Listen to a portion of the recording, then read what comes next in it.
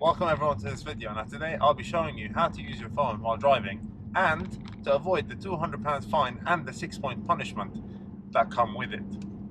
Stay tuned. Driving too fast?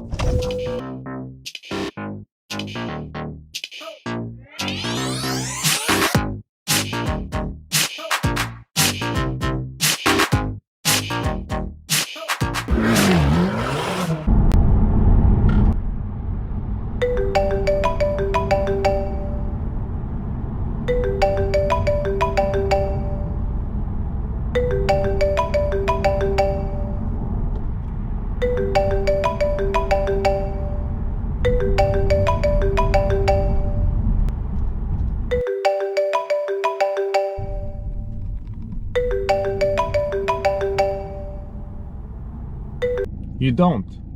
That's the way you use your phone while driving. You don't touch your phone because you're putting other people's lives in danger and you're putting yourself in danger. So don't answer your phone. Stop in a safe place and then you can answer your phone. Thank you very much for watching my video.